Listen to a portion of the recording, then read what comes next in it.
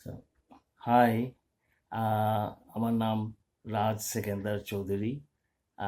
আমি বহুদিন ধরে বিদেশে আছি। তো এটা হচ্ছে একটা খোলা চিঠি সবার প্রতি এটা একটা খোলা চিঠি। তো আহ, আমি আর কি আগে তেমন এই বাংলাদেশের ভিডিও বা এটসেট্রা তেমন দেখতাম না, কারণ তো খুব বোরিং ছিল ওই একই কথা, এইদিকে বিএনপি ওইদিকে আওয়ামী লীগ এটসেট্রা এটসেট্রা।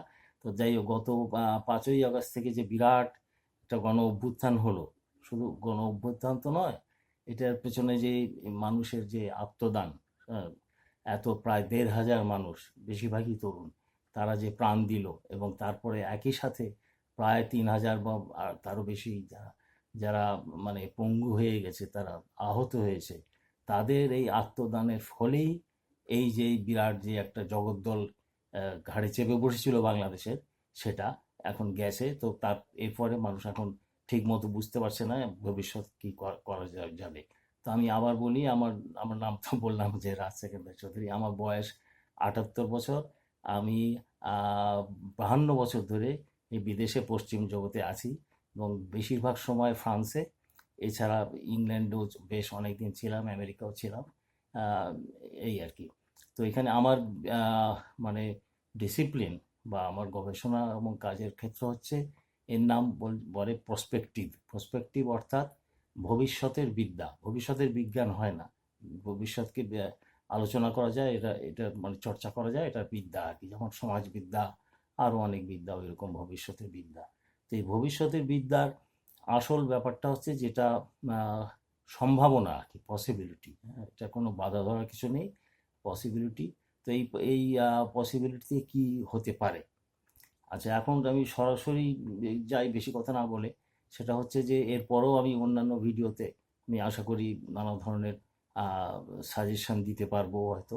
তো এখন হচ্ছে আমি, আমার একটা কথা মনে হলো যে আমার যে সাজেশনটা আমি দিতে চাই, সেটা এই মানুষের কথা শুনেই, আমার নিজের মন গড়া কোনো কথা না। সেটা হলে এক কথায় বলতে গেলে আমি বলতে পারি যে 3 in 1। আচ্ছা, সাজেশন। তা 3 in 1টা কি?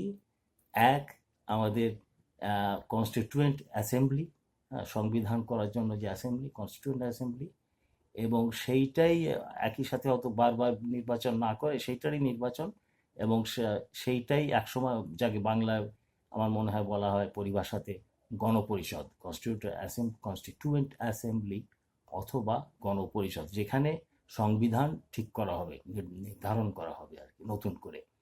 আচ্ছা, এইটাই এই নির্বাচনের মাধ্যমে, এবং এই গণপরিষদই পরে সংসদ হয়ে যেতে পারে। কোনো অসুবিধা নেই। যেটা 71 বা 72 সালে হয়েছিল, কিন্তু সেটা ঠিকভাবে হয়নি আর কি, যাই হোক। আচ্ছা, এবং এইখানে আরেকটা কথা খুবই গুরুত্বপূর্ণ, সেটা হচ্ছে যে এই ভোট হওয়া উচিত আনুপাতিকভাবে, যাকে বা ইংলিশে বলে প্রপোর্শনাল। আচ্ছা, আমি এটা কেন বলছি, যে প্রথমত অনেকেই বলছেন যে দ্বিতীয় স্বাধীনতা। আমার মনে হয় দ্বিতীয় স্বাধীনতা না বলে আমরা এটাকে বলতে পারি যে দ্বিতীয়বার মুক্তি। হ্যাঁ, দ্বিতীয়বার আমরা যেন একটা মুক্তি পেলাম, সেই মুক্ত হলাম। যে অনেকেই বলেন যে এটা আমাদের 15-16 বছর ধরে আমরা একটা স্বৈরাচারের ইয়েতে ছিলাম, স্বৈরাচারী সরকারের মধ্যে ছিলাম আর কি, মধ্যে তো না, তার পায়ের নিচে আর কি। তা আমার মনে হয় যে এই কথাটা ঠিক একেবারে হয়তো ঠিক না, যে স্বৈরাচারী বটেই, কিন্তু আসল পরিচয় এই যে 15-16 বছর ছিল, এটা একটা মাফিয়া টাইপ। হ্যাঁ, একেবারে মাফিয়ার মতো। কারণ স্বৈরাচারী বা ফ্যাসিস্ট, তাদেরও কিন্তু একটা মতাদর্শ থাকে। সেই মুসোলিনি, হিটলার, এই যে জাপানে তোজো, তারপরে ফ্রান্সে ফ্রাঙ্কো, এটসেট্রা এটসেট্রা, এদের একটা মতাদর্শ থাকে, এবং এরা অত বেশি করাপ্ট হয় না। হ্যাঁ, তাদের নিজেদের জন্য তাদের গুন্ডা বাহিনী এটসেট্রা এটসেট্রা থাকে, তো খুব বেশি করাপ্ট হয় না। আসলে অনেক সময় দেখা গেছে যে, অনেক সময় না, যেটা যে পুঁজিবাদ যখন আর পারে না, ডেমোক্রেটিক ওয়েতে যখন পারে না, তখন সেটা ওই ফ্যাসিবাদী হয়ে যায় আর কি। মানে তখন আর কাউকে ওই ডেমোক্রেসি সহ্য করে না, তখন সে যা বলবে তাই করবে, এই আর কি। এটা যাই হোক।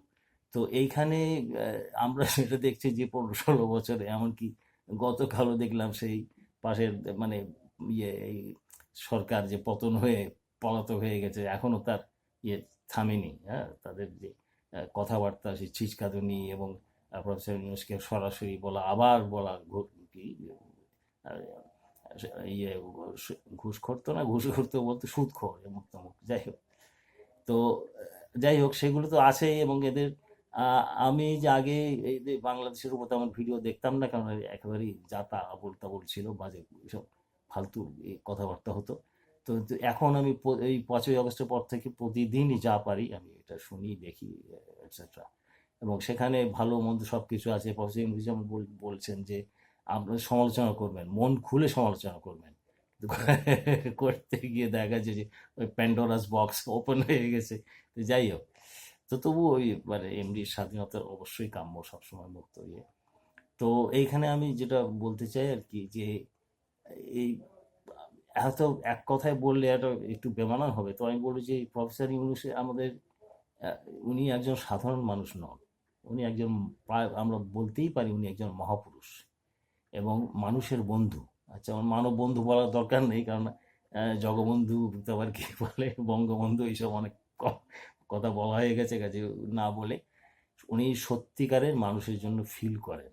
হ্যাঁ, ফিল করেই উনি ওই যে ক্ষুদ্র ঋণ যেটা তৈরি করেছেন, বিশেষত মানে গ্রামের মেয়েদের, যে অশিক্ষিত মেয়েরা সব পেছনে ঠেলে পড়ে আছে, তাদের কেউ দেখেও না, এই করে একদম সবসময় তাদের দমিয়ে রাখার চেষ্টা করে, তাদের জন্য যে তার যে চেষ্টা। এবং এখনো দেখা যাচ্ছে যে সে নেই, ওপেনলি উনি কাঁদেন। হ্যাঁ, তো দুনিয়া দেখা যায় না কারো মধ্যে যে এত এত মায়া মমতা।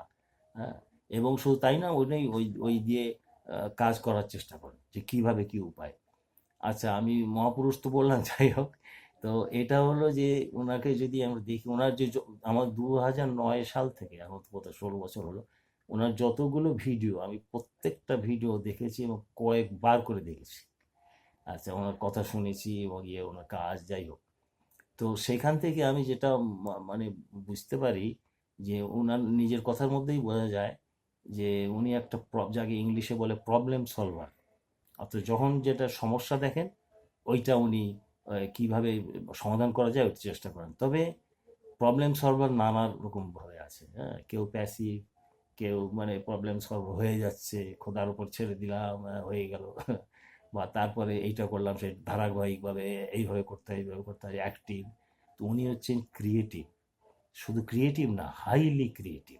হ্যাঁ, এই যে ক্ষুদ্র ঋণের, কে ভেবেছিল দুনিয়ায় যে এইভাবে গ্রামীণ ব্যাংক একটা করা যায়? হ্যাঁ, যেখানে ক্ষুদ্র ঋণ, সেইখানে একটা জিনিস একটু বলা দরকার। অনেক সময় আমরা সমাজবিজ্ঞানে, এমনকি বিজ্ঞানেও অনেক ভুলভাল করে কথা বলি এবং সেটা এমনকি চলতে থাকে, এমনকি ফিজিক্সেও আছে আর কি, যেটা সবচেয়ে বড় ইয়ে বিজ্ঞান। আমিও একসময় ঢাকা বিশ্ববিদ্যালয়ে এখানে মানে ফ্রান্সে আসার আগে 70 সালে, 70-71 পরে, স্বাধীনতা 72 সালে আমি অ্যাপ্লাইড ফিজিক্সের লেকচারার ছিলাম। যাই হোক, সেটা কথার কাজে আমি জানি যে মোটামুটি জানি যে বিজ্ঞান কীরকম কী, যাই হোক।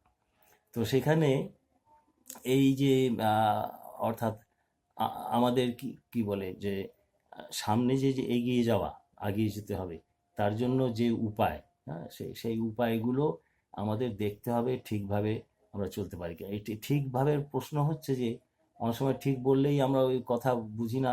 আমরা যদি হ্যাঁ বলি এই ঠিকভাবে করো, এটা করো, সেটা করো, ধর্মে যা বলে আছে, ধর্ম তো অবশ্যই ভালো, হ্যাঁ, মানুষকে একবার ঠিক পথ চলতে নির্দেশ দেয়। কিন্তু ঠিক বলতে দুটো জিনিস বোঝা হবে, একটা মরালি, নৈতিকভাবে, যে ভালো মন্দ এই বিচার করে, বিবেক দিয়ে বিচার করে। এবং আরেকটা হচ্ছে যে টেকনিক্যালি ঠিক আছে কিনা। হ্যাঁ, টেকনিক্যালি এটা এটা সমস্যা হয়, মানে কোনটা বেটার, এর মধ্যে আমরা একটা মানে অনেকগুলোর মধ্যে আমরা একটা বেছে বেছে নিতে পারি যে কোনটা কোনটা ভালো, কোনটা এটসেট্রা। আচ্ছা, যে কথাটা বলছিলাম যে ওই যে ক্ষুদ্র ঋণের ব্যাপারে, মানে ফিজিক্সের ব্যাপারে অনেক ভুলভাল কথা আছে আর কি। হ্যাঁ, তো এই যে ক্ষুদ্র ঋণ কথাটা খুব একটা ঠিক না। হ্যাঁ, আসল কথাটা হচ্ছে এটা একটা মাইক্রো ক্রেডিট ইংলিশে, তো সোশ্যাল ক্রেডিট, কিন্তু এর ফর্মটা হচ্ছে মাইক্রো, খুব কম, 20, 20, 20, 30, $40 এরকম।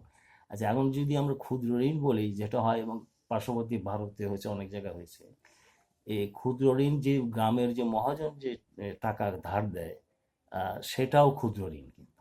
হ্যাঁ, সেটাও বেশি না, ওই একই পর্যায়ে।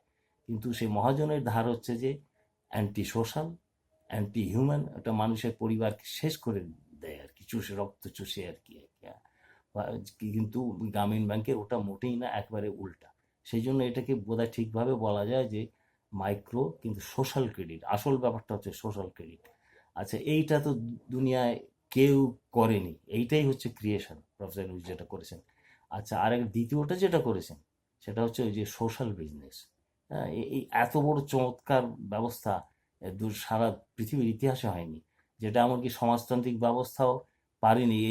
এইটার জন্যই পারেনি, সেটা ওই 5 ইয়ার প্ল্যান পরিকল্পনা করে অনেক কিছু করেছে, কিন্তু সেগুলো ঠিকমতো হয়নি আর কি। হ্যাঁ, তো সোশ্যাল বিজনেস শুধু তাও না, তিনি মানে পুরোপুরিভাবে ডেমোক্রেটিক। হ্যাঁ, তিনি কোনো জিনিসই কারোর উপরে চাপাতে চান না, কাজেই উনি বলছেন না যে এইটাই হবে।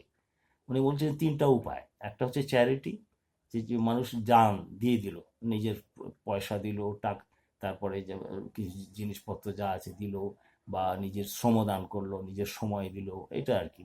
এটা এখনো মানুষের আছে, এটা একটা বিরাট ব্যাপার। তো যাই হোক, এইটা। আরেকটা ঠিক উল্টো দিকে হচ্ছে যেটা ওই যে প্রফিট বিজনেস, যে হ্যাঁ আমার ইচ্ছা হলো আমি অনেক টাকা করবো, আমি মিলিয়নিয়ার বিলিয়নিয়ার হবো এইভাবে। তো এইভাবে এই ব্যবসা করলাম, নানা যে কোনো ব্যবসা। তো এইটার মোটিভেশন খুব হাই আর কি। হ্যাঁ, যে বিশেষত নিজের, কারণ ওই ইগোকে স্যাটিসফাই করে। তো যাই হোক, এটা যে খারাপ তা না। হ্যাঁ, এইভাবেই কিন্তু অনেক জিনিসের উদ্ভাবন হয়েছে, বিশেষত আমেরিকায় যত কিছু ইনভেন্টার, তারা ওই শেষে বিজনেস করতে শুরু করছে। Edison, Thomas Alva Edison, Alexander Graham Bell, এই যে লাইটের বাল্ব, তারপরে ফোনোগ্রাফ, ফোন, এই যে তারপরে এই যে মানে আমরা যে রেকর্ড যে শুনি, এইসব বহু কিছু। সরি, তারপরে ওই পোলারয়েড যে এডউইন বি ল্যান্ড। যাই হোক, এরা ওই ইনভেন্ট করে তারপর তো ওটা বিজনেস করে শুরু করেছেন। বা কোনো এক জায়গায় একটা কিছু নেই, হ্যাঁ, একটা ঘাটতি আছে, সেইখানে গিয়ে আমি একটা বিজনেস শুরু করে দিলাম। আমার উদ্দেশ্য কিন্তু আমার ওই টাকা হওয়া, কিন্তু সেকেন্ডারি উদ্দেশ্য যে কাজ হয়ে গেল, ওইখানকার যে চাহিদা ছিল ওইটা মিটে গেল। হ্যাঁ, তো যাই হোক, তো উনি বলছেন যে এইভাবে এই দুটো আছে, এরই মাঝে হচ্ছে সামাজিক বা সোশ্যাল বিজনেস, যেখানে মোটিভটা প্রফিট না, সেটা হচ্ছে সারপ্লাস হবে ঠিকই। হ্যাঁ, সারপ্লাস না হলে তার নষ্ট হয়ে যাবে একটা। হ্যাঁ, যে প্রথমে ব্রেক ইভেন যাকে বলি, মানে ঠিক মতো আমি যা দিলাম ঠিক ওইটাই, মানে আমার ইনপুট আউটপুট এক এক থাকতে হবে। হ্যাঁ, তারপরে যদি সারপ্লাস হয়, বিশেষত চেষ্টা করতে হবে যাতে সারপ্লাস হয়। তো ওই সারপ্লাসটা প্রফিট হবে না, বিশেষত প্রাইভেট প্রফিট হবে না। এটাকে বলা যায় এটা সোশ্যাল প্রফিট, যে সমাজ সবার জন্য। এবং সেইটা পরে হয়তো আবার রিএমপ্লয়েড হবে, বা আবার ওটা বিনিয়োগ হবে, অথবা ওর থেকে কিছু যারা কাজ করছে তাদের মধ্যে ভাগ করে দেওয়া হবে। যাই হোক, এর মূল উদ্দেশ্য হচ্ছে যে সমাজের কোনো বিশেষ একটা সমস্যা, এটাকে সমাধান করা। কিন্তু উনি যেটা বলেন যে in a business way, very efficient way. এমনিতে ওই চ্যারিটি করলে উনি যেটা বলছেন যে charity money once used it never comes back. মানে ওই একবার হলো তো হলো, মানে শেষ হয়ে গেল, আবার পরের বার আবার তার জিজ্ঞেস করতে হয় যে ভাই বা অমুক, ভাই টাকা দেন। তো তখন ওই যেটা একটা কথা আছে, চ্যারিটি ফেটিক, মানুষ কত টাকা দেবো আর। হ্যাঁ, তো এইটা ঠিক হয় না। সেইগুলো একটু সংগঠিতভাবে হয়েছে, যে ওই এনজিও, তো সেখানেও খুব একটা ব্যাপার না। আচ্ছা, এর মধ্যে তো ওই নানা ধরনের স্বার্থান্বেষী মহলের ইয়েতে আছে, ঢুকে পড়ে, সেটা তো জায়গার একটা ব্যাপার। তো ওই এনজিওতেও হয় না, কিন্তু এমনি ওই সামাজিকভাবে যে অনেকগুলো হয়েছে তারই ইয়েতে নির্দেশনায়, ওই যে গ্রামীণ তড়ি, solar cell, etcetera etcetera etcetera, অনেক ব্যবসা হয়েছে, এমনকি ল্যাট্রিন ট্যাট্রিন এইসব আর কি। হ্যাঁ, তো এইগুলো এই সামাজিক যাই হোক, তো এই সামাজিক ব্যবস্থা, এবং এক কথায় বলা যায় যে সোশ্যালাইজড ইকোনমি। সোশ্যাল ইকোনমি নামে বহু কিছু হয়, এমনকি সোশ্যাল মিডিয়া, যেটা আদৌ সোশ্যাল না, প্রায় অসামাজিক বহু কিছু হচ্ছে। তো যাই হোক, তো আমি ঘুরে ফিরে আবার আসি আমাদের কথায়, যে আহ, এখানকার তরুণ সমাজ বলছিল কি যে মেরামতের জন্য, যে এত প্রাণ টান দিয়েছি, রাষ্ট্রের মেরামত মানে ক্ষমতার মেরামত। তো প্রফেসর ইউনিসের কথা যদি আমরা শুনি, উনি কিন্তু আগে বলেছেন এই মেরামতেও কাজ হবে না। হ্যাঁ, কারণ এই ভাঙা মেশিনকে মেরামত করা যায় না, একেবারে নতুন করে কিছু করতে হবে। উনি অনেক এগিয়ে আছেন, মানে সাধারণ মানুষের তুলনায় অনেক এগিয়ে আছেন। এবং সাধারণ মানুষ, এবং বিশেষত এমনকি যারা ইন্টেলেকচুয়াল, বড় বড় কথা বলেন ভাবেন, তাদের তুলনাও অনেক এগিয়ে আছেন। এমন সমালোচনা তো শেষ নেই, পট করে বলতে হ্যাঁ অনেক এগিয়ে আছেন, মানে তার মানে কিছু না, উল্টো পাল্টা ভেঙে যাবেন পথ বললেন। তো তো এইসব সমালোচনা তো সবসময়ই করা যায়, হ্যাঁ, এই ফালতু কথা সবসময় বলা যায়। তো সেইগুলো না বলে আমরা যদি সৎ পথে বিষয়তে সিনসিয়ারভাবে আমরা যদি দেখি যে এ, আহ, এ বাংলাদেশে যেটা খুব একবারে মূল যেটা যে ক্ষমতা, সেই ক্ষমতার দেয়কে ওই যে মানে লেখা থাকে কোথায়, ক্ষমতার বই যে সংবিধান, হ্যাঁ, নট নেসেসারিলি সব জায়গায় না, ইংল্যান্ডের লিখিত সংবিধান নেই, অথচ চমৎকার একটা ডেমোক্রেসি আছে সেখানে, অন্যান্য দেশেও আছে আর কি। আর সুইজারল্যান্ডে আছে কিনা জানি না, সুইজারল্যান্ড একটা চমৎকার ডেমোক্রেটিক কান্ট্রি। যাই হোক, তো সেই জন্য আমাদের যেটা করতে হবে যে এই সংবিধানকে নিয়ে চলবে না, হ্যাঁ, এটা অনেকেই বুঝছেন। তো এই সংবিধান করবে কে, তার জন্য তখন ওই যে কনস্টিটিউয়েন্ট অ্যাসেম্বলি বা গণপরিষদ, এইটা নির্বাচিত হতে হবে, আচ্ছা, নির্বাচিত হতে হবে। তো এই এবং এবং পরে আর বারবার নির্বাচন না করে এইটাই তখন আবার পরে এই সংসদ হয়ে যেতে পারে, যেটাকে পার্লামেন্ট আমরা বলতে পারি আর কি, সরকার আর কি। আর সরকার তো মানে লেজিসলেটিভ আর কি। তো এইখানে এই প্রশ্নটা হচ্ছে যে এটা অত্যন্ত গুরুত্বপূর্ণ, অনেকে এড়িয়ে গেছেন, কেউ বলেছেন, কেউ, সেটা হচ্ছে যে আনুপাতিকভাবে। আচ্ছা, আনুপাতিকভাবে কেন? এখন এরপরে আমরা একটু একটু পিছিয়ে আসি যে ক্ষমতা, এই মানে বাংলাদেশটা কার? বাংলাদেশ তো কোনো রাজার না, কারো কিছু না, সেই সব রাজত্ব তো গেছে অনেক আগে। বাংলাদেশটা হচ্ছে যে এই প্রায় 17 কোটি মানুষের। আচ্ছা, 17 কোটি মানুষের ঠিক আছে মালিকানা, কিন্তু তার 17 কোটি মানুষ তো ক্ষমতায় দেওয়া যায় না, কারণ কেন? এর মধ্যে অনেক নাবালক আছে, হ্যাঁ, এমনিতেই আমরা সব ঘুরে ফিরে আমরা সবাই প্রায় নাবালক, যাই হোক সেটা অন্য প্রশ্ন।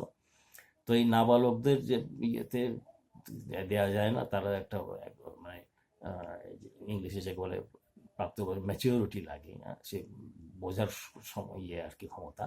তো সেইখানে আর অনেকে এই ফাঁকে বলে রাখি যে অনেকে বলছেন 16 বছরের ভোট, এটা হয় না, 16 বছরে মানুষের পরিপক্ক হয় না, অন্য দেশেও হয় না, আমাদের দেশেও হয় না, তখনও ইমোশন খুব বেশি থাকে, হ্যাঁ, কাজেই ওই মানে বুদ্ধি বিবেচনা করে যে আমরা একটা ভোট দেবো, সেটা হয় না।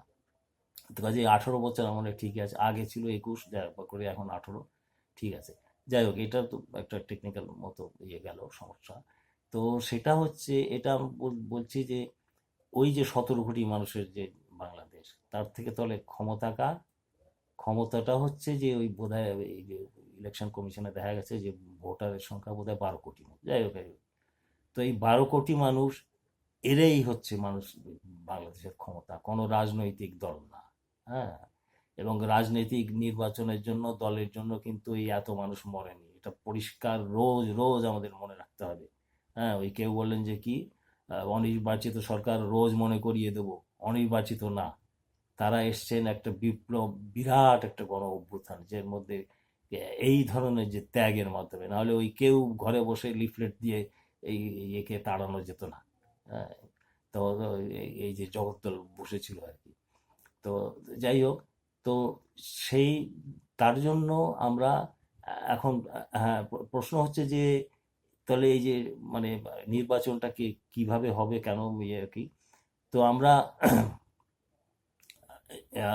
আচ্ছা, এখানে একটা কথা বলতে হয় আর কি, যে ওই যে 12 কোটি ভোটার, হ্যাঁ, তো তারাই, তাদেরই ক্ষমতা, কিন্তু তারা তো সরাসরি এখনো দিতে পারছেন না, এবং এক সময় এটা করতে হবে, এটাও আমাদের ভাবতে হবে যে খুব বেশি দিন না, হয়তো বছর দশেকের মধ্যে, যেটাকে আমরা বলি ডাইরেক্ট ডেমোক্রেসি, অর্থাৎ কোনো পার্টি ফার্টি লাগবে না, হ্যাঁ, মানুষ নিজেই আস্তে আস্তে বুঝে বুঝে, ওই কম্পিউটার এখন ভালো মতোই হয়ে গেছে, কম্পিউটার, তারপরে ইন্টারনেট, এবং এখানে হ্যাক ফ্রি, বিশেষত বাই এই কোয়ান্টাম কম্পিউটিং, হ্যাক ফ্রি করা যায়, কোনো অসুবিধা হয় না, হ্যাঁ। তো সেগুলো সেগুলো দেখতে হবে, কিন্তু সেইটাই হচ্ছে শেষ পর্যন্ত আসল আসল ডেমোক্রেসি ওইটাই, মানুষ সরাসরি, এবং ভোটও লাগবে না, কেননা শেষ পর্যন্ত আমরা যদি দেখি যে যে কোনো সমস্যা আসলে পলিটিক্যাল না, টেকনিক্যাল, হ্যাঁ, যে কোনো সমস্যাই টেকনিক্যাল হয়ে যায়, ওই যে তিস্তার পানি, ওই যে অমুক তমুক, ওই এটা সেটা, বাইরে চাইরে, এগুলো সব টেকনিক্যাল মানে প্রবলেম আর কি, এগুলো সমস্যা করা যায়। তো সাধারণ মানুষ তার ইয়ে থাকে, ওই মানে কমিটি, টেকনিক্যাল কমিটি থাকবে বিশেষজ্ঞ, আর সাধারণ মানুষের রায় আর কি, হ্যাঁ। তো যাই হোক, আচ্ছা, এখানে একটা জিনিস ভাই ভাই ভাই আমরা বলতে চাই যে ক্ষমতা বহুদিন আগে, রাজনীতি তো বেশ তেমন বেশি দিন না, গত প্রায় 300 বছর, এবং ইউরোপ পাশ্চাত্য দেশ থেকে এসেছে পলিটিক্যাল পার্টি টার্টি, যাই হোক। তো এর আগে কি ছিল, সব রাজা। এবং সেই রাজাও নানা রকম ছিল, ভালো রাজা, খারাপ রাজা। এবং মানুষের যেটা সবার খুব প্রশংসা করতে হয়, ভালো রাজা কি, শিষ্টের পালন, দুষ্টের দমন, শিষ্টের পালন, এই হচ্ছে ভালো রাজা। রাজারা সবাই সেই রাজার কি সুখ্যাতি, অমুক তমুক এটসেট্রা। তো সেই সেই রাজার জন্য মানুষের অধিক হয়ে থাকতো, এছাড়া কোনো উপায়ও ছিল না। তারপরে যখন এইসব রাজত্ব চলে গেল, আমাদের বেশি দূরে যাওয়ার দরকার নেই, ওই পাকিস্তান আমলে 58 সালে যখন আইয়ুব খান আসলো, যাকে ওই মানে ইংলিশেই বলতে হয় কথাটা, সেটা হচ্ছে যে ওই বেনাভোলেন্ট ডিকটেটর।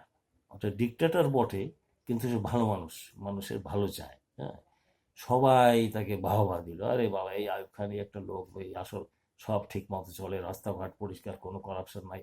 এমনকি ইন্ডিয়াতেও বলছে, হ্যাঁ, একটু ভালোই, পাশের দেশে আইয়ুব খান এরম এরম একটা আসা দরকার। তো যাক, পরে তো আস্তে আস্তে বুঝতে পারলো যে বেনাভোলেন্ট ডিকটেটর থাকে ঠিক, কিন্তু বেনাভোলেন্ট আর বেশি দিন থাকে না। হ্যাঁ, তার যে যে হিতাকাঙ্ক্ষী, হ্যাঁ, একনায়ক, হ্যাঁ, সে ওই একনায়ক ঠিকই থাকে, কিন্তু হিতাকাঙ্ক্ষী আর থাকে না। সে নিজে, তার আত্মীয় স্বজন, তার ছেলে, অমুক তমুক, এই গ্যাং নিয়ে তাদের পকেট ভরাতে থাকে এবং ক্ষমতার অপব্যবহার হতে থাকে, এটসেট্রা। এখন তাহলে উপায় কি? উপায় হলো যে এই যে নির্বাচন, একটা বা ডেমোক্রেসি। কারণ বলছি যে তিনটা ভাগ, এই যে নির্বাচন, যেটাকে, এর একটা নাম আছে, আমি আমাদের ঠিক তেমন জানি না, মানে ভোট অফ মেজরিটি ভোট আর কি, সেইটা, যে যে মেজরিটি ভোট পায়, এবং তারপরে যে আনুপাতিক বা প্রপোর্শনাল, এবং একেবারে পরে গিয়ে কোনো পার্টি নেই, মানুষ নিজে নিজেই সব ঠিক করে বলে যে এইটা তাকে তো বলা হয় যে এইগুলো এইগুলো সমস্যা আপনার, তখন মানুষে বলবে যে হ্যাঁ, না, এটসেট্রা এটসেট্রা, সরাসরি। এর মধ্যে ইন্টারমিডিয়েটই কেউ নেই আর কি, মানে কোনো দালালিও নেই এর মধ্যে আর কি, দালাল বা ফোপর দালাল। তো যাই, মানে দুর্ভাগ্যবশত এই অনেক পার্টি এরম হয়ে, আমি সবার কথা বলছি না, কিন্তু অনেক পার্টি এরম হয়ে গেছে। এবং তার ফলেই দেখা যাচ্ছে যে এই যে কিছুদিন ধরে কথাবার্তা উঠেছে যে প্রফেসর ইউনূস 5 বছর আরও থাকেন। হ্যাঁ, সবাই চায় উনি থাকেন, এবং বা জাতীয় সরকার গঠন হোক, এবং মানে ঘুরে ফিরে যেটা বলতে চায় যে এই কোনো রাজনৈতিক দলের উপর মানুষের বিশ্বাস নেই। তো এটা তো নিতে হবে, হ্যাঁ, এটাকে পায়ে ঠেললে তো চলবে না। তো নেই কেন? তো তারা ভাবে যে এই যে এক জগদ্দল গেছে, আবার আরেক জগদ্দল এসে পড়বে। হ্যাঁ, এটার পেছনে অনেক কারণও আছে। তো যাই হোক, তো সেই সব নভেলা, এগুলো তো আমি আরেক ভিডিওতে আমি আলোচনা করতে পারি। তো এখন ওই আনুপাতিকের ব্যাপারটা হচ্ছে যে মানে ওই মানে পরিষ্কার যে কোনো একটা আসনে, হ্যাঁ, যে কোনো একটা আসনে ভোট হলো, একজন যে দল যাই হোক পেলো হয়তো 52, 53, 54 শতকরা ভোট, আর আরেকজন পেলো হয়তো 40, 40 বা কেউ 5, এটসেট্রা। কিন্তু তাহলে এই যে নির্বাচিত হলো কে, যে ওই যে 52, 53, আর ওই যে আরেকজন লোক সে 40, 45 মতো পেয়েছিল, সে একেবারে বাদ হয়ে গেল। মানে ইংরেজিতে যেটা বলে উইনার টেক্স অল। হ্যাঁ, তো এইটা তো আসলে ঠিক ওই প্রতিনিধিত্ব হয় না মানুষের। যে তাকে যে লোকেরা ভোট দিয়েছিল 40 ভাগ, তাদের গেল কোথায়? তাদের যে ভয়েসটা, যে ভোট মানে ভয়েস, হ্যাঁ, তাদের কথা গেল কোথায়? তো এইভাবে এইটা ঠিক মতো হয় না আর কি। তো যাই হোক, এটা হচ্ছে একেবারে ওই ওই যে বেনাভোলেন্ট ডিক্টেটর। হ্যাঁ, অথবা আমি ওনাকে এইভাবে তুলনা করতে চাই না, কিন্তু ওই যে প্রফেসর ইউনিসে থাকুক, এটা ব্যাপারটা হয়েছে কি, এটা ওই যে মানে সাধারণ মানুষ ওই ভেবেছে যে আরেক আমাদের এসেছেন, উনি আমাদের উদ্ধার করে দেবেন, উদ্ধার করছেন, এবং in a good sense of the term আর কি। হয় তো এবং উনি যে ক্যারিসম্যাটিক লিডার, হ্যাঁ, সেই ক্যারিসম্যাটিক লিডার, উনি যা বলবেন তাই, আপনার পিছিয়ে আমরা আছি। তো এইভাবে তো হয় না। মানে আমরা আমরা এই নাবালকই হয়ে থাকবো, এই নিজের নিজের কথা, নাবালকই থাকলে তো ভোট নেই, আমাদের ভোট আছে তো, হ্যাঁ, ভোট আছে, কথা আছে। সেগুলো যতই মানে কায়দা করে ঘুরিয়ে পেঁচিয়ে ওটাকে দাবিয়ে রাখার চেষ্টা হয়েছিল, এখন আমাদের তো বড় হতে হবে। হ্যাঁ, নাহলে ওই যে আইয়ুব খানের যে স্লোগান ছিল, democracy without education is hypocrisy without limit. অর্থাৎ কী ধরনের একটা শয়তানি! মানে যেহেতু এডুকেশন নেই, অতএব ডেমোক্রেসিও নেই, চলতে থাকুক এইভাবে আর কি, এই অজুহাত আর কি। তো যাই হোক, তো সেগুলো তো আমরা পার হয়ে এসেছি। তো এখন এই প্রফেসর ইউনূস, ওনার বয়স 85 বছর। যতই মানে শক্তিমান হোক, যতই সক্রিয় হন, তো মানুষের একটা লিমিট আছে। তো উনি কিছুদিন পরে যদি এই দুনিয়া ছেড়ে চলে যান, তখন কি হবে? হ্যাঁ, তখন কি তার আবার তারপরে মানুষের শয়তানি বুদ্ধির তো শেষ নাই। আমি হ্যাঁ, উনার আদর্শেই আমরা আদর্শিত হয়ে যত চোর বদমাস আর কি, ওই উনার নামে আর কি বহু এই চট্টামি বাটপাড়ি এসব করতে থাকবে, কিন্তু উনার সামনে আর কি, ওনাকে সামনে রেখে এই মুক্ত। তো যাই হোক, তো সেই জন্য আমাদেরও নিজের পথে ওই গণতন্ত্রের পথে আসতে হবে। অর্থাৎ গণতন্ত্র মানে মানুষেরই ক্ষমতায়ন। তো সেই ক্ষমতায়ন, এই যেই নির্বাচন হবে, হয় ওই যে মেজরিটি ভোট পায় সেই নির্বাচিত হয়, এটা ঠিক না। এটা এটা গোলমাল হয়ে যায়। এর চেয়ে আনুপাতিকভাবে খুব চমৎকারভাবে এতে কেউ হারে না। হ্যাঁ, এটা যাকে ওই ইংলিশে আমরা বলি যে উইন উইন সলিউশন। কেউ হবে না। বড় দল ভাবছে যা আমার বুঝি গেল না, তার সে ঠিক মতো পাবে, হয়তো দু একটা বেশিও পেতে পারে। হ্যাঁ, কিন্তু কম হবে না তার কোনো।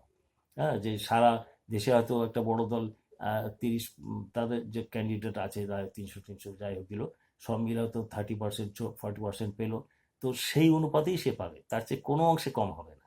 এবং অন্যান্য হবে, কিন্তু এটা সবচেয়ে ভালো হবে যে ওই যে ছোট ছোট দল সবাই, প্রায় প্রায় সবাই, একেবারে না হয়তো 1%-এর একটা লিমিট যদি রাখে, 12 কোটি হয়তো, কত 12 লাখ মতো হয় বোধ হয়, বা যাই হোক এটা।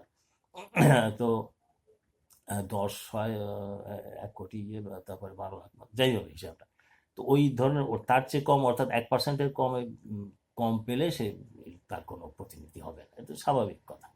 কিন্তু 1% দেখা যাচ্ছে যে অনেকে আছে। হ্যাঁ, তারপরে জাতি বিশ্বাস শেষে এমন নানা ধরনের লোক টোক, তখন যে অ্যাসেম্বলিটা হবে, এমনকি বিশেষত প্রথমত যে কনস্টিটিউয়েন্ট অ্যাসেম্বলিতে হবে, হ্যাঁ, সেখানে ওই যে গণপরিষদে, তখন ওই সবার মত থাকবে আর কি। সব 12 কোটি ভোটারকে দিয়ে তো আর অ্যাসেম্বলি করা যায় না।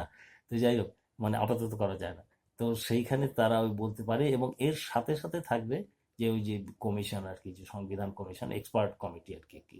তো তারা বলবে, এবং এদের মধ্যে এই আসা যাওয়া আর কি হয়ে আমরা সুন্দরভাবে তখন একটা সংবিধান তৈরি করতে পারবো। এবং তারপরে হয়ে গেলে তখন ওইটাই হয়তো বারবার নির্বাচন করার দরকার পড়বে না। ওইটাই হয়তো এমনি এমনি সংসদে পরিণত হবে, এবং তখন সেটা সরকারের মতো লেজিসলেটিভ আর কি হবে আর কি। তো এই এইটাই কথা, আনুপাতিক। তো মানে সংসদ, কি বলে, গণপরিষদ বা কনস্টিটিউয়েন্ট অ্যাসেম্বলি তৈরি করা নির্বাচনের মাধ্যমে এবং আনুপাতিক মাধ্যমে, এবং এরপরে যে কোনো বড় বড় ইলেকশনই আর কি, হ্যাঁ, সেগুলো ওই আনুপাতিকভাবে। এতে প্রতিনিধিত্ব খুব ভালোভাবে হয়, এবং এতে এতে ভয় পাওয়ার কিছু নেই। অনেক বড় দল ভাবে আমাদের বুঝি ঠেকিয়ে দেওয়ার চেষ্টা, মোটেই না। তাদের কোনো অংশ কম হবে না, মানে কেউই কারো কমতি হবে না, সোজা কথা। হ্যাঁ, তো এইটাই হতে পারে। এবং তারপরে দেখা যায়, হ্যাঁ, আরো একটা কথা যেটা আমি বলতে চাচ্ছিলাম, সেটা হচ্ছে যে প্রফেসর ইউনূস, উনাকে এই ব্যাংক মাপার কাজে ওনার সময় নষ্ট করা ঠিক না। ওনার ওনার বিরাট মানে অবদান আছে, এবং দিতে পারেন, এখনো দিতে পারেন। সেটা হচ্ছে যে বাংলাদেশ এবং পুরোপুরি মানব জাতির প্রতি, বিশেষত মানে প্রথমটা তো ইয়ে হয়ে গেছে, সবাই এটা স্বীকার করে। এমনকি আমেরিকাতেও ওই ক্ষুদ্র ঋণ ও গ্রামীণ ব্যাংক আছে। তো যেটা হচ্ছে যে ওই সামাজিক বা সোশ্যাল বিজনেস, আমি এটা প্রায় আহ, পরিষ্কারভাবেই বলতে পারি আমার নিজের জীবন অভিজ্ঞতা থেকে, কেউ সামাজিক বিজনেস পছন্দ করে না, কেউ না।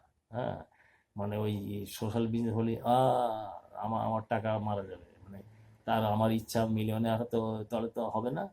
তো কিন্তু আমরা পরিষ্কারভাবে বুঝতে পারি যে উনি কিন্তু না করছেন না, উনি প্রফিট বিজনেসের বিরুদ্ধে কোনো কথা বলছেন না।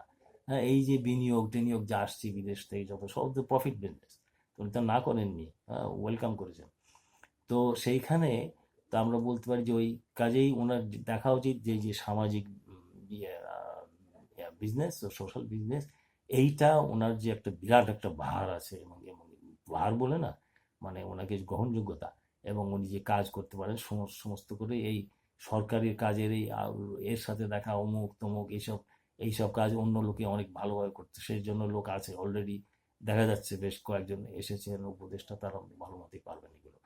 তো ওনার কাজ হবে ওই যে ক্ষুদ্র ঋণ, ওটাকে মোটামুটি ঠিক রাখা, সামাজিক ঋণ এবং সোশ্যাল বিজনেসটাকে ভালো মতো চালু করে দেওয়া। এই হচ্ছে সুযোগ। এবং এই যে বলছে এটা শুধু বাংলাদেশের সুযোগ না, এটা মানব জাতির সামনে একটা সুযোগ।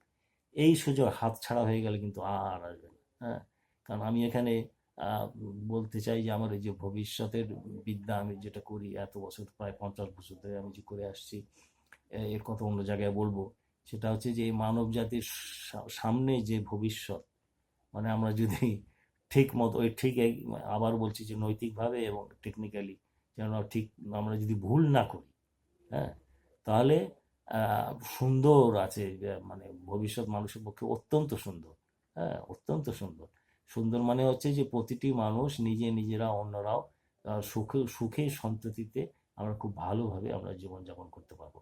আর না হলে অর্থাৎ এইভাবে যদি চলতে থাকে, তাহলে যেটা হচ্ছে সেটাকে ওই ইংলিশে বলা যায় ভালোভাবে যে আমাদের ভবিষ্যৎটা হতে পারে, ভবিষ্যৎ কোনোদিন আমরা বলতে পারি না যে এই হবে তাই হবে, তাতে ওই চা খাওয়ার গপ্প হয়ে যায় আর কি। হ্যাঁ, তো কাজে কন্ডিশনালি বলতে হয় যে এই হতে পারে, খুবই সম্ভাব্য সেটা হচ্ছে যে যদি এইভাবে চলতে থাকে, সেটা হচ্ছে সুইট সাওয়ার হেল। হ্যাঁ, মানে নরক, কিন্তু মানে নরকের মতো কিন্তু সুইট সাওয়ার। হ্যাঁ, ওই খেতে মিষ্টি লাগবে। হ্যাঁ, ওই যে নেশাগ্রস্ত যে নেশা ছাড়তে চায় না, সে বোঝে যে নেশা খারাপ কিন্তু নেশা ছাড়তে চায় না। হ্যাঁ, কাজেই সুইট সাওয়ার হেল আর কি। তো যাই হোক, সেখান থেকে যে ওটা যে হবেই তা না, এবং এইদিকে ভয় পেলে চলবে না। এবং আমাদের যদি আমরা ঠিক মতো আহ, একটার পর একটা ঠিক মতো পদক্ষেপ নিতে পারি সাহসের সাথে, এবং এইখানে ওই প্রফেসর ইউনুস অনেক জায়গায় বলছেন, মহান খোদার নাম নিয়েছেন, ওটা খুবই খুবই চমৎকার। কারণ আসলে ওই গড ছাড়া কিছু হয় না। হ্যাঁ, শেষ পর্যন্ত ওই গড আমাদের মনে রাখতেই হবে। এবং সেখানে মানে সর্বোপরি সর্বোপরি যেটা গান্ধীজিও বলেছেন যে সুপ্রিম গুড। হ্যাঁ, আমাদের তো ভালোর দিকে আমরা চেষ্টা করি, তো সেই ভালোর দিয়ে সুপ্রিম গুড হচ্ছে। তো মোটামুটি এই কথাটা বললাম, আবার একটু রিপিট করি যে আমাদের এখন উদ্দেশ্য হবে যে একটা ইয়ে আনুপাতিকভাবে ভোট দিয়ে একটা গণপরিষদ বা কনস্টিটিউয়েন্ট অ্যাসেম্বলি তৈরি করা, তাতে প্রতিনিধিত্ব খুব ভালোভাবে থাকবে সব বহু দল মানুষের আর কি। এবং তখন সেইভাবে এবং পাশাপাশি সাথে টেকনিক্যাল একটা কমিটি বা কমিশন দিয়ে আমরা একটা ভালো তৈরি করব, যে সংবিধান সেই যেটা সবচেয়ে বড় আইন, যেটা সংবিধানই হচ্ছে মানুষের দেশের আর কি, সেটা মেনে চলা। এবং এর সাথে তারপরে ওইটা হয়ে যাবে, পরে সংসদ হয়ে যাবে। তখন যে যে আসুক, যে কোনো ব্যাপার না কি। এবং এই ওনার জন্য ওয়েট করে চলবে না, ওটা ওইটা ওই মানে উনি আমাদের চালাবেন, আমরা নাবালক হয়ে থাকবো, এটা তো সম্ভব না। আমাদের তো সাবালক হতে হবে। তো যাই হোক, বোধহয় কিছু দু একটা বোধহয় হলো, যাই হোক হয়তো ভুলে গেছি, যাই হোক।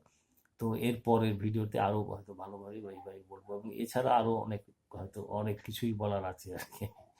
তো ঠিক আছে, সবাই ভালো থাকবেন। হ্যাঁ, এই মতো শেষ করছি। বাই।